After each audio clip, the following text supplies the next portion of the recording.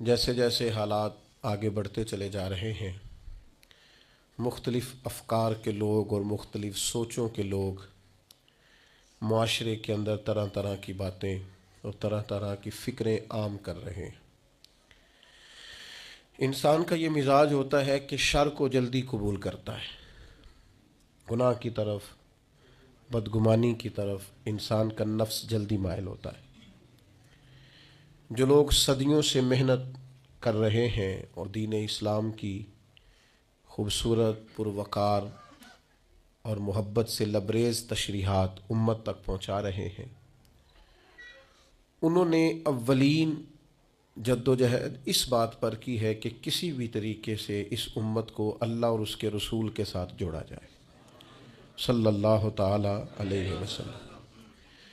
جب امت اللہ رسول کے ساتھ جڑ جائے گی تو پھر اللہ رسول کے احکامات ماننا، رب رسول کے دیے ہوئے دین پر عمل کرنا، اپنے سارے اخلاقی رویوں کو درست کرنا یہ آسان ہو جائے گا۔ جتنی محافل منعقد کی جاتی ہیں، جتنے اجتماعات منعقد کیے جاتے ہیں، جتنی خانقاہی مجالس کا انعقاد کیا جاتا ہے، ان کا ایک ہی مقصد ہوتا ہے، وہ میلاد شریف کے موقع پہ محفل ہو، معراج شریف کے موقع پہ محفل ہو، وہ کسی اور عنوان سے محفل ہو۔ جب کسی بھی اجتماع کو محفل کا نام دیا جاتا ہے تو مقصود ہوتا ہے کہ اس میں نبی پاک علیہ السلام کے فضائل بیان کیے جائیں، حضور کی نعت بیان کی جائے، نبی پاک کے خصائل بیان کیے جائیں، تاکہ امت کے نوجوانوں کے دلوں میں رسول پاک کی محبت بڑھ جائے، حضور کا پیار بڑھ جائے۔ اور جیسے جیسے حضور کی محبت امت کے دلوں میں بڑھتی جاتی ہے، حضور کی غلامی کا اور فرما برداری کا جذبہ بھی بڑھتا جاتا ہے۔ اور الحمدللہ ان محافل نے، ان اجتماعات نے ایک زبردست انقلاب برپا کیا ہے، اور زمانے سے لوگ دیکھ رہے ہیں کہ حضور کی نعت پاک کا کچھ شعر آتا ہے یا نبی کریم علیہ السلام کا نام نامی اس میں گرامی آتا ہے تو مومن کے وجود میں ہلچل پیدا ہوتی، تازگی پیدا ہوتی۔ اس کو لوگ اپنا اپنا عنوان دیتے ہیں، کوئی کہتا ہے میرا ایمان تازہ ہو گیا ہے، کوئی کہتا ہے میرے وجود پر وجد طاری ہو گیا ہے، کوئی کہتا ہے کہ میری وہ ساری محبت درد بن کر آنسوؤں کے ذریعے چھلک پڑی ہے۔ لیکن ان محافل سے بہرحال یہ نتیجہ ضرور نکلا ہے کہ لوگوں کے دل گنبد خضرا کے قریب چلے گئے۔ دوسری بات ہمیشہ یاد رکھیے گا کہ چیزیں اپنی ضد سے پہچانی جاتی ہیں۔ کوئی بھی چیز جب اس کی مخالف چیز کا ذکر کیا جاتا ہے پھر اس کی پہچان ہوتی ہے۔ اگر رات نہ ہو تو دن کی کوئی پہچان نہیں ہے، اگر صبح نہ ہو تو شام کی کوئی پہچان، اگر اجالا نہ ہو تو اندھیرے کا کوئی نام لینے کو بھی تیار نہیں ہے۔ چیزیں اپنی ضد سے پہچانی جاتی ہیں۔ الاشیاء تعرف باضدادها۔ عرب کہتے ہیں کہ کوئی بھی چیز اپنے ضد سے پہچانی جاتی ہے۔ جس طرح نبی پاک علیہ السلام کے فضائل کا، حضور کی نعت کا، نبی پاک کی عظمتوں کا بیان ہمیشہ سے ہوتا رہا ہے نا، اس طرح سے بعض ایسے نادان بھی تھے جو ہمیشہ بعض چیزوں کو سمیٹتے رہے ہیں، بعض چیزوں کو وہ گھیرتے رہے ہیں، اور وہ تروڑ مروڑ کے چیزوں کو اس طرح پیش کرتے رہے ہیں کہ بالکل ایک نیا رستہ، ہٹ کے رستہ۔ ایک گروہ گزرا ہے امت میں جس کو نیچری کہا جاتا ہے، یہ باقاعدہ ایک فرقہ تھا، اور اس فرقے کے بڑے شخص کا اگر میں آپ کو نام بتاؤں تو آپ سارے واقف ہیں۔ ان کے بڑے شخص کا نام تھا سر سید احمد خان، یہ نیچری تھے۔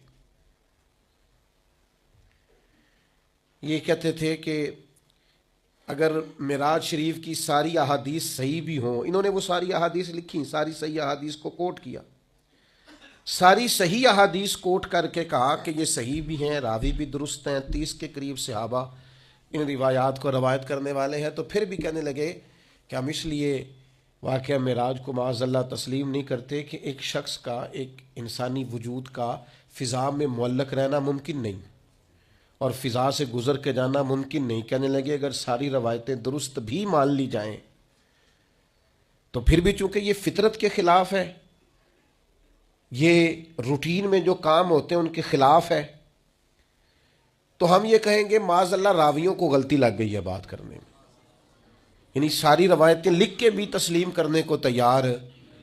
اچھا بڑے عجیب لوگ ہیں، یہ سمجھتے ہی نہیں۔ معجزہ پتہ کسے کہتے ہیں؟ معجزہ اور کرامت کہتے ہیں خرق عادت کو۔ خرق عادت کا مطلب ہوتا ہے عادت کو پھاڑ دینا۔ جو کام عادت کے مطابق چل رہا ہو وہ کرامت اور معجزہ نہیں ہوتا، جو عادت سے ذرا ہٹ کے ہو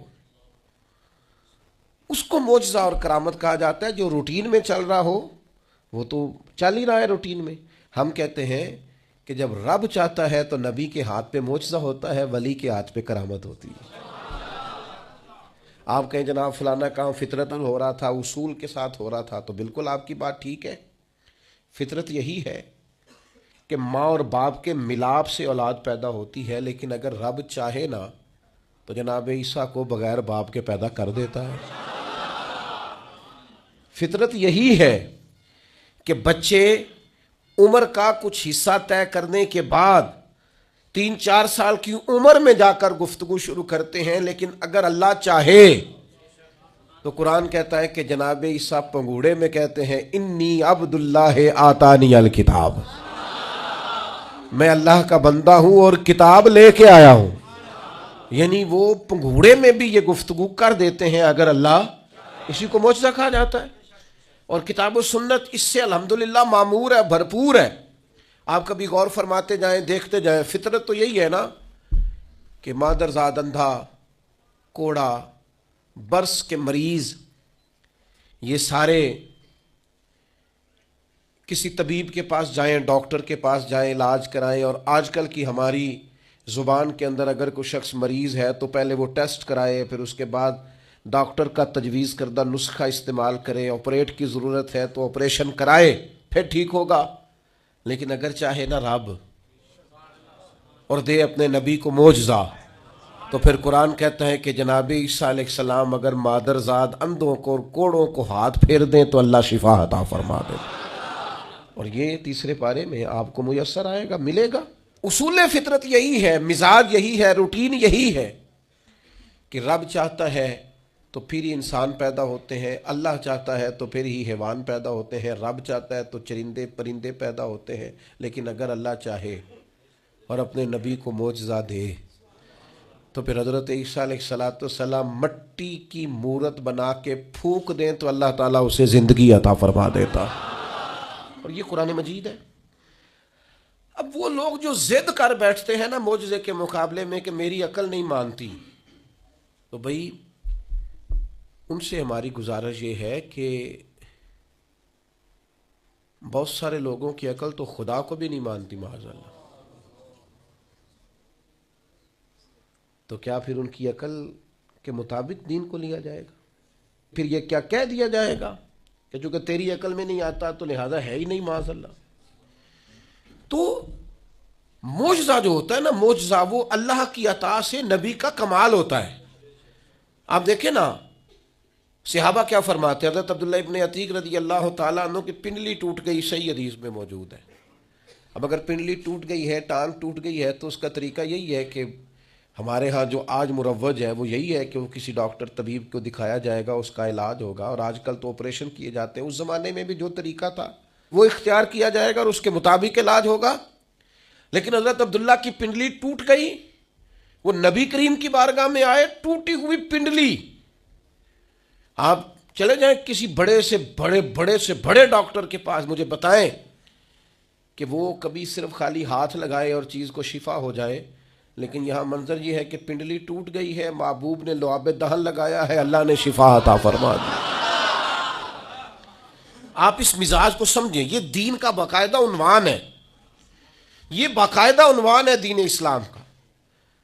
اب آنکھیں کسی شخص کی دکھتی ہیں تو اب تو خیر اللہ تعالیٰ نے آسانی کر دی، ورنہ یہ 10-15 سال پہلے کالا موتیا، سفید موتیا ایک بہت بڑا مرض ہوتا تھا اور باقاعدہ مشکل تھا لوگوں کے لیے علاج کی طرف بڑھنا، ایک مشکل کام تھا۔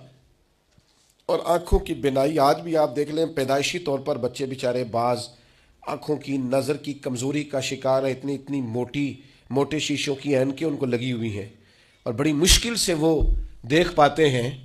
لیکن فتح خیبر کے موقع پر حضرت مولا علی شیر خدا کو آشوب چشم ہے، اور جب حضور نے فرمایا علی کو بلائیں تو کہا یا رسول اللہ آنکھیں دکھتی ہیں، تو فرمایا بلاؤ تو صحیح نا. تو بلایا ہے تو مولا کائنات فرماتے ہیں نبی کریم نے لعاب دہن لگایا ہے، اتنا اچھا تو پہلے نظر نہیں آتا تھا جتنا اب نظر آنا شروع ہو گیا. یہ کیا ہے؟ یہ نبی پاک کا. آپ کو سمجھ آ گئی مسئلے کی؟ سب سے پہلے میں نے یہ عرض کیا کہ ان محافل کا فائدہ یہ ہے کہ امت کو حضور کے قریب کیا جائے. دوسری بات یہ کہ ایک ہے فطرت سے کام چلنا اور ایک ہے نبی کا معجزہ ہونا. یعنی صحابی نے حضور سے کہا یا رسول اللہ جنگ کے موقع پر میری تلوار ٹوٹ گئی، تو نبی پاک نے چھڑی اتار کے نا ایک ٹہنی توڑ کے ایک درخت سے دی. تو وہ صحابی فرماتے ہیں جب محبوب نے توڑی تو وہ ٹہنی تھی، میری طرف آ رہی تھی، ٹہنی تھی، اور جیسے محبوب نے مجھے تھما دی اسے اللہ نے تلوار بنا دیا. یہ کیا ہے؟ یہ نبی کا. ایک تیسری بات سنیں، اسلام کا نظام دو طریقوں سے چلتا ہے. ایک اسلام کا نظام چلتا ہے اسباب کے ساتھ، آگ جلاتی ہے، دریا ڈبوتا ہے، انسان پر تلواریں اور زخم لگ جائیں تو اسے تکلیف ہوتی ہے. یہ اسباب کا رستہ ہے کہ آگ نے جلانا ہے. اور ایک ہے روحانی رستہ. آگ جلاتی تو ہے لیکن اگر مدد اللہ کی شامل ہو تو پھر حضرت ابراہیم کو نہیں جلاتی. یا نارکونی بردم و سلامن علی ابراہیم، پھر وہ جناب ابراہیم کو جلاتی. اصول تو یہی ہے کہ دریا میں جو جائے تیرنا نہ آتا ہو تو ڈوب جاتا ہے، لیکن اگر اللہ چاہے نا حضرت موسیٰ اپنے گھوڑے دریا میں ڈال دیں تو وَإِذْ فَرَقْنَا بِكُمُ الْبَحْرَ فَأَنْجَيْنَاكُمْ وَأَغْرَقْنَا آلَ فِرْعَوْنَ، تو اللہ کہتا ہے میں نے دریا پھاڑ کے موسیٰ کے لیے رستہ بنا دیا. اچھا، جس دریا سے حضرت موسیٰ بچ کے نکل گئے اسی دریا میں فرعون اور فرعون والے غرق ہو گئے. یہ کیا ہے؟ یہ روحانی زندگی. ایک ہے اسباب کہ آپ پانی میں گھوڑا پھینکیں گے آپ ڈوب جائیں گے. ایک ہے روحانی زندگی. یہ میں قرآن مجید پڑھ رہا ہوں، میں نے کوئی حدیث بھی نہیں سنائی، بزرگ کا قول تو دور رہا. قرآن فرماتا ہے کہ ہم نے فرعون اور فرعون والوں کو اسی دریا میں غرق کیا جس دریا میں ہم نے حضرت موسیٰ کے لیے رستے بنا دیے اور دریا پھاڑ کے رستے بنا دیے. تو رب کریم نے ایک روحانی زندگی بھی مومن کی رکھی ہے. روحانی زندگی ذرا غور کیجئے گا، بھلا میں کیا کہنے لگا. صرف 50 سیکنڈ کے لیے آپ نے سوچنا ہے. زندگی میں ہمیں بہت ساری ایسی چیزیں ملی ہیں جو ہماری محنت کا نتیجہ نہیں. ہمیں بہت سارا ایسا کچھ ملا ہے جس کے ہم قابل تھے نہیں پر رب نے عطا کر دیا ہے. بس سمجھ لو آپ، یہ جو آپ کو ملا ہے نا، تھے نہیں قابل پر ملا ہے. کچھ تو محنت کی ہے، کوشش کی ہے تو اس کے سبب سے ہو گیا. جو بغیر محنت کے جد و جہد کے ملا ہے نا، یہ وہ روحانی رستہ ہے جس کے بارے میں اللہ کا قرآن کہتا ہے وَمَن يَتَّقِ اللَّهَ يَجْعَل لَّهُ مَخْرَجًا. جو اللہ سے ڈرے گا اللہ ہر مشکل سے نکلنے کے لیے اسے رستہ عطا کر دے گا. وَيَرْزُقْهُ مِنْ حَيْثُ لَا يَحْتَسِبُ، اور اسے وہاں سے رزق دے گا جہاں سے اس نے کبھی سوچا بھی نہیں ہوگا. ایک روحانی زندگی ہے انسان کی، وہ میرے ساتھ بھی ہے، آپ کے ساتھ بھی. کئی چیزیں ہمارے پاس ایسی ہیں کہ اگر ہماری قابلیت دیکھی جائے تو وہ ہمارے پاس ہو سکتی. یعنی سے ثبوت نہ پوچھو میں تو نظر کرم قد ہوئی، اے میں جانا یا دل بھر جانے، اے پھر غیر نہ جانے. کچھ چیزیں ایسی ہیں جو خالص مختصر سی میری کہانی ہے، جو بھی ہے ان کی مہربانی ہے، وہ ہماری محنت کا نتیجہ. یہ روحانی زندگی ہے. روحانی زندگی کو سمجھو. ایک روحانی نظام ہے اللہ کا، اس نے بنایا ہے. صحابہ فرماتے ہیں جنگ بدر کا موقع تھا، اللہ کے فرشتے آئے ہوئے تھے. قرآن کہتا ہے فرشتے آئے ہوئے تھے. تو حال یہ تھا کہ صحابہ فرماتے ہیں ہم کسی کی گردن کافر کی کاٹنے لگتے تھے، اس کی گردن ہم سے پہلے کاٹ کے گر جاتی تھی. یہ کیا ہے؟ یہ اللہ کا روحانی نظام ہے، اس نے بنایا ہے. آپ کے اور میرے ساتھ یہ نظام وابستہ ہے. اب چوتھی بات سمجھیں، چوتھی بات سمجھیں. جو جتنا بڑا ہوتا ہے نا اور جس کو لوگوں نے ماننا ہوتا ہے، جس کے پیچھے چلنا ہوتا ہے، اس کے پاس کوئی نہ کوئی کمال ہو تو پھر ہی لوگ اس کی اتباع اور پیروی کرتے ہیں، پھر ہی لوگ اس کی پیروی کرتے ہیں۔ اگر اس کے اندر کوئی کمال نہ ہو، تین چیزیں ہوتی ہیں جس کی وجہ سے لوگ کسی سے محبت کرتے ہیں، یا بندے میں جود و نوال ہو، سخی ہو، خرچ کرتا ہو، احسان کرتا ہو، یا پھر اس میں حسن و جمال ہو، سونا بڑا ہو، پیارا بڑا ہو، یا تیسری بات یہ ہے کہ فضل اور کمال ہو، اس میں کوئی بلندی ہو۔ اللہ کی یہ شان رہی ہے کہ اللہ نے جتنے بھی پیغمبر پیدا فرمائے اعلیٰ خاندانوں میں پیدا فرمائے، اللہ نے جتنے بھی انبیاء کرام علیہم السلام مبعوث فرمائے سارے سونے تھے، ایک سے ایک بڑھ کر حسین تھے۔ حضرت داؤد علیہ السلام کا حسن و جمال دیکھا نہیں جاتا تھا، خوبصورت تھے جناب داؤد علیہ السلام، اور جناب یوسف 3 مہینے رجی خلقت ویک یوسف کی نانی۔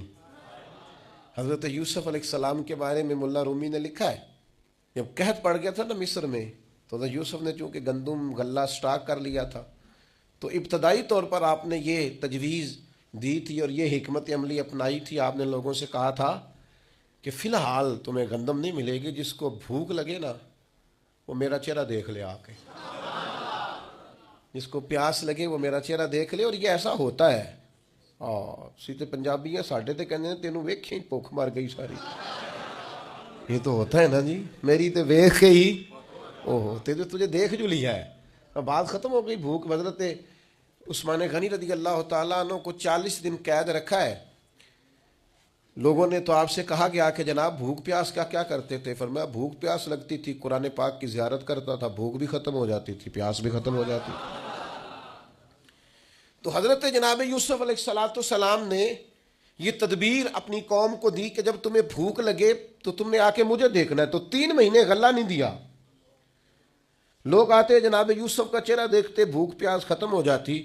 تو پنجابی کے ایک درویش بول پڑے، وہ کہنے لگے 3 مہینے رجی خلقت ویک یوسف کنانی، 3 مہینے رجی خلقت ویک یوسف کنانی تے جنا محمد عربی ڈٹھا او رج گئے دوواں جہانی،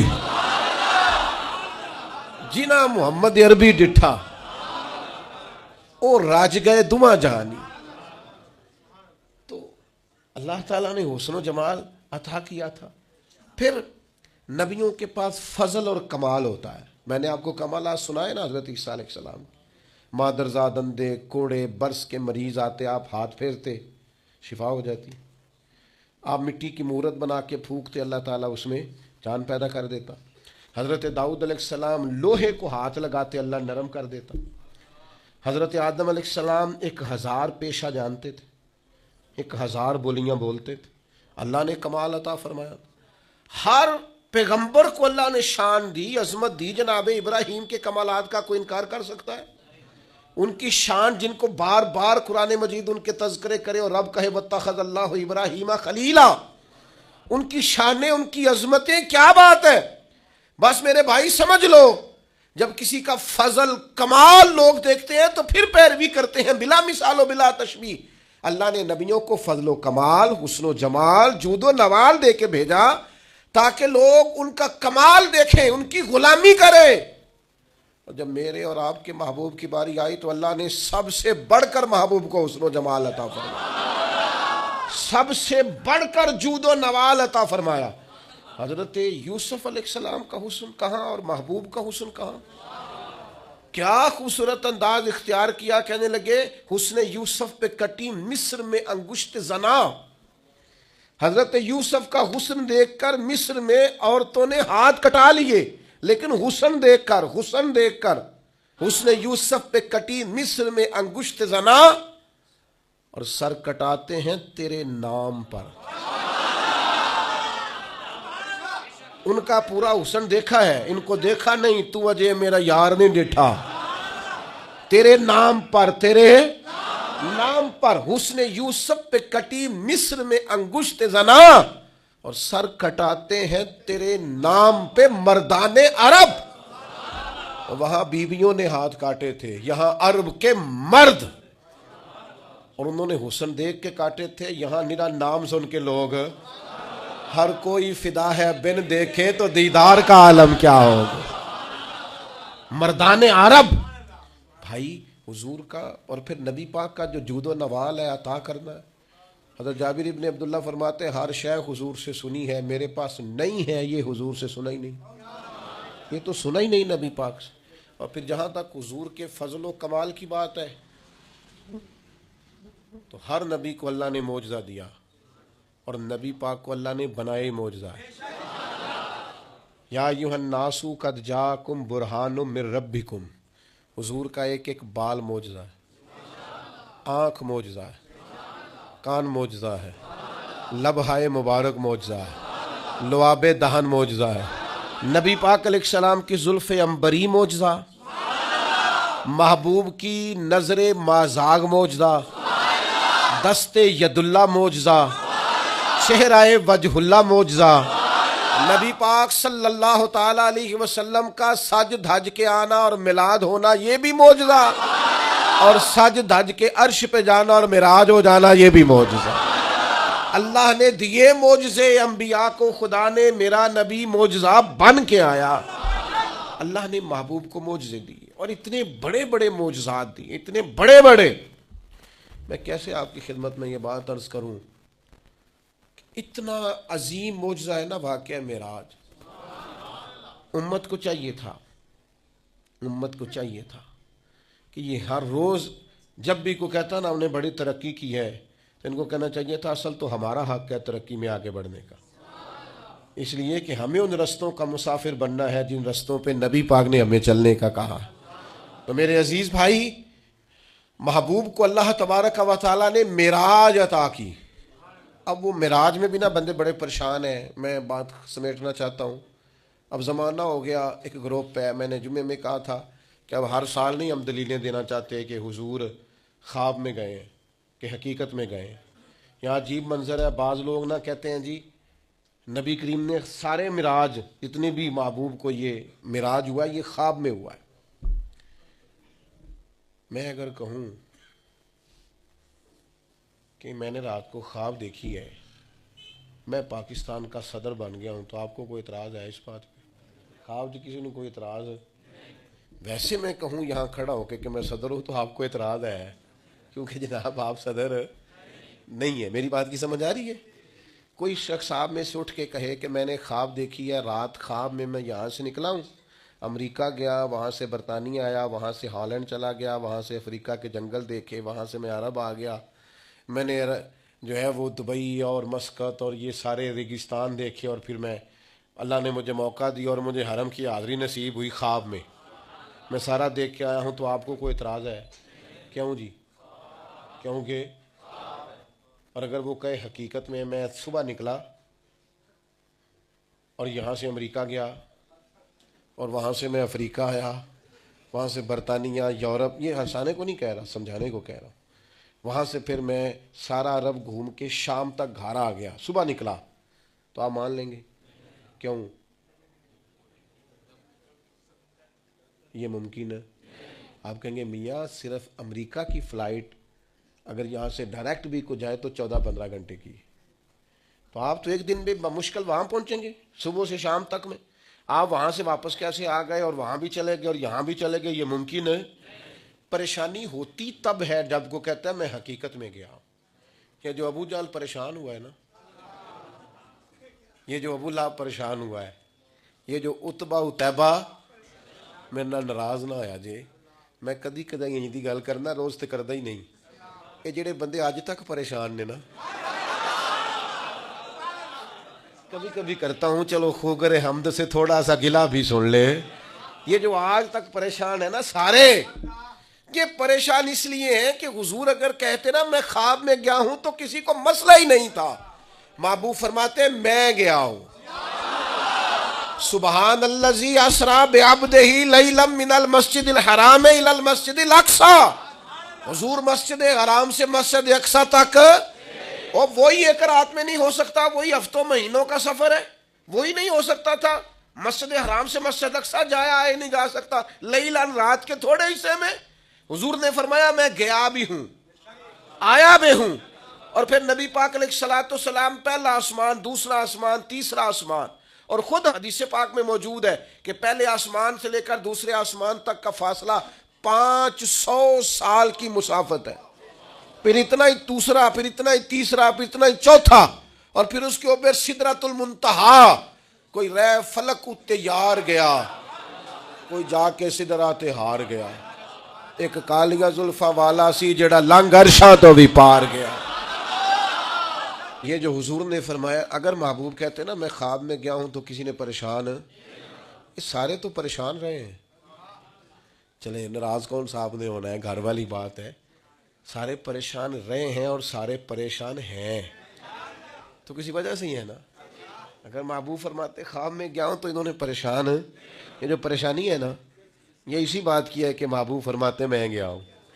اچھا پھر ایک اور پریشانی ہے، کچھ اس لیے بھی اڑ جاتے ہیں. چلے میں بزرگوں کے اختلاف کی بات نہیں کرتا، میں ویسے ایک بات کرتا ہوں. بڑوں کو سلام ہے کسی نے اگر کوئی دوسرا قول بھی کیا ہے، لیکن ویسے محبت کے ساتھ، پیار کے ساتھ، ادب کے ساتھ ایک بعض اس بات پر بھی اڑ جاتے ہیں محبوب گئے ہیں پر اللہ کا دیدار نہیں کیا. حضرت جبریل امین علیہ السلام کی زیارت کر کے واپس آ گئے. تو یہ تو نہیں ہو سکتا کہ میں آپ کو بلاؤں اور آپ سے ملوں ہی نہ. اور پھر شیخ محقق شاہ عبد الاقصم محدث دہلوی رحمۃ اللہ لکھا ہے حضرت جبریل علیہ السلام کسی نبی کے پاس 2 دفعہ گئے، کسی کے پاس 4 دفعہ گئے، کسی کے پاس 6 دفعہ گئے. نبی کریم کی بارگاہ میں حضرت جبریل 24,000 مرتبہ حاضر ہوئے. تو وہ تو روز یہاں آئے ہوتے تھے، ان سے ملنے جانا تھا، ان سے ملنے جانا تھا. محبوب تو گئے. اور پھر حضور علیہ السلام فرماتے ہیں میں نے اپنے رب کو سونی صورت میں دیکھا. اور نبی پاک فرماتے ہیں رب نے اپنا دست مبارک میری پشت پہ رکھا، اس کی ٹھنڈک جو اس کی شان کے لائق پشت پہ رکھا، اور اس کی ٹھنڈک میں نے سینے میں محسوس کی. اور حضور فرماتے ہیں جب اللہ نے وہ دست مبارک رکھا تو پھر میں نے مشرقوں کو بھی جان لیا اور مغربوں کو بھی جان لیا. پھر سارے علوم مجھ پر واضح ہو گئے. ابن یعقوب کو اللہ نے صورت بخشی، ید بیضا کی کلیم اللہ کو نعمت بخشی، اور جناب عیسیٰ کو مسیحائی کی دولت بخشی. ہر نبی کو کوئی عزت، کوئی عظمت بخشی. میری سرکار کو بے پردہ زیارت بخشی، میری سرکار کو بے پردہ زیارت بخشی. تو میرے عزیز یاد رکھیے گا کہ حضور کا واقعہ معراج یہ تو امت کے لیے شانوں کا باعث ہے، یہ تو عظمتوں کا باعث ہے. اس لیے اچھا پھر ایک اور مسئلہ بھی. آج ایک دوست مجھ سے کہنے لگے، ایک صاحب کہہ رہے تھے 27 رجب کو محفل نہیں کرنی چاہیے، یہ تو کنفرم ہی نہیں ہے کہ 27 کو معراج ہوئی تھی. میں نے کہا یہ تو میلاد والی بات ہو گئی. ایک صاحب مجھ سے کہنے لگے کہ حضور کا میلاد 12 ربیع الاول کو نہیں. میں کہ تو پریشان نہ ہو، میری جماعت بڑی پیار والی ہے، وہ تو سفر میں بھی میلاد کرتی رہتی ہے، ربیع الثانی میں بھی میلاد کی محفل ہے. اب تو مجھے زمانہ گزر گیا سفر کرتے، وہ تو سارا سال ہی میلاد کرتے رہتے. آپ کیا بات کرتے، ہم کون 12 کا پابند ہے، سارا سال میلاد ہوتا. کہنے لگے جی 9 ہے. تو میں نے کہا پھر بھی کوئی اعتراض نہیں، آپ 9 کو کر لیں، ہمیں کوئی پریشانی. ہم 27 رجب کو معراج کی محفل کر رہے ہیں، آپ کا خیال ہے 5 رجب ہے، آپ 5 کو معراج کی محفل کر رہے ہیں، ہمیں تو کوئی پریشانی والی بات ہے. تو بلا وجہ کے الجھاؤ، بلا وجہ کی بحثیں نہیں ہونی چاہیے. بات کو ختم کرتا ہوں. کرنا کیا ہے، امت نے کرنا کیا ہے. واقعہ معراج سبق کیا دیتا ہے، درس کیا دیتا ہے. واقعہ معراج امت کو یہ سبق دیتا ہے کہ نبی پاک علیہ الصلوۃ والسلام نے اپنی حیات ظاہری میں جتنا سفر کیا ہے وہ عروج کی طرف کیا، وہ فتح کی طرف کیا. نبی پاک علیہ السلام نے ہر قدم اٹھایا ہے تو وہ جد و جہد ہے، وہ کامیابی ہے، وہ آگے بڑھنا ہے، وہ عروج ہے. وہ 1 2 3 صحابہ سے بات شروع ہوئی، پھر حضور مدینہ طیبہ تشریف لے گئے، پھر حالات کا یہ رنگ ہوا کہ اِنَّا فَتَحْنَا لَكَ فَتْحًا مُبِينًا. پھر وہ عروج ہوا، وہ 23 سالوں میں وہ انقلاب آیا، آگے بڑھنا، جد و جہد کرنا، کوشش کرنا، عروج کی طرف جانا. وہ وقت آیا کہ اذا جاء نصر اللہ والفتح، وَرَأَيْتَ النَّاسَ يَدْخُلُونَ فِي دِينِ اللَّهِ أَفْوَاجًا، محبوب آپ دیکھیں گے اللہ کی مدد آئی، فتح حاصل ہو گئی، فوجوں کی فوجیں دین میں داخل ہو رہی، عروج ہے، کمال ہے، ترقی ہے، آگے بڑھنا، جدوجہد کرنی۔ امت آج بیٹھ کے سوچ رہی ہے کہ ہم نے کوئی محنت ہی نہیں کرنی، ہم نے آگے نہیں بڑھنا، ہم نے کسی ایجاد کی طرف توجہ نہیں دینی، ہم نے ترقی کا کوئی رستہ اختیار نہیں کرنا۔ یہ ایک ایجاد کر کے ہمیں دی گئی ہے نا موبائل، تو اس کا مطلب یہ ہے کہ ہم اپنی کمر ٹیڑھی کر لیں لیٹ لیٹ کے موبائل دیکھ دیکھ کے۔ ہمیں تو دیکھنا چاہیے تھا کہ ٹیکنالوجی بڑھ رہی ہے، ایجادات بڑھ رہی ہیں، ہمیں آگے بڑھنا ہے، مسلمانوں کو آگے جانا ہے، اور کس طرح کر کے فروغ دین کے لیے ان ساری چیزوں کو استعمال کرنا ہے، اور زیادہ سے زیادہ ترقی حاصل کر کے اپنے دین کو فروغ دینا ہے، آگے بڑھنا ہے، امت کا سر اونچا کرنا ہے۔ لیکن امت ہے کہ وہ بار بار پیچھے ہٹتی جا رہی ہے، بار بار کمزوری دکھاتی جا رہی ہے، بار بار ہم ہیں کہ ہمارے قدم لڑکھڑاتے ہیں، ہم پیچھے کی طرف آتے ہیں، ہم آگے قدم ہی نہیں اٹھاتے۔ معراج ہمیں بتاتا ہے کہ امت تو نے عروج حاصل کرنا ہے۔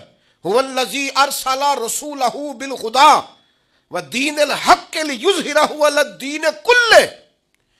ہم نے یہ رسول تمہیں اس لیے عطا کیے ہیں، یہ شانوں والے رسول تمہیں اس لیے دیے ہیں کہ ہم اس دین کو تمام دینوں پر غالب کر دیں گے۔ اسلام کی فطرت میں قدرت نے لچک دی ہے، اتنا ہی یہ ابھرے گا جتنا کہ دبا دو گے۔ یہ دین غالب ہونے کے لیے واقعہ معراج کیا بتاتا ہے ہمیں؟ نبی پاک نے مسجد اقصی میں سارے نبیوں کی امامت کرائی ہے۔ جس طرح نبی کریم نبیوں کے امام ہیں، یہ امت امتوں کی امام ہے۔ اس نے امامت کرنی ہے، امامت، ترقی، عروج، جد و جہد، آگے بڑھنا۔ ملت کے جوانوں، واقعہ معراج تمہیں بتاتا ہے کہ تمہیں آگے بڑھنا ہے، تمہیں کوشش کرنی ہے۔ اٹھ کے اب بزم جہاں کا اور ہی انداز ہے، مشرق و مغرب میں تیرے دور کا آغاز، جد و جہد کریں۔ میرا مالک بڑا کریم ہے، جو اس کی جانب ایک قدم اٹھاتا ہے، اللہ کی رحمت آگے بڑھ کے اس کا استقبال کرتی ہے۔ آپ کوشش تو کریں، ہمت تو کریں، جد و جہد تو کریں، آپ آگے تو بڑھیں۔ اقبال کہنے لگے او وقت فرصت ہے کہاں، کام ابھی باقی ہے، نور توحید کا اتمام ابھی باقی ہے۔ واقعہ معراج ہمیں بتاتا ہے ہم نے آگے بڑھنا ہے، کوشش کرنی ہے، جد و جہد کرنی، کریں گے انشاءاللہ۔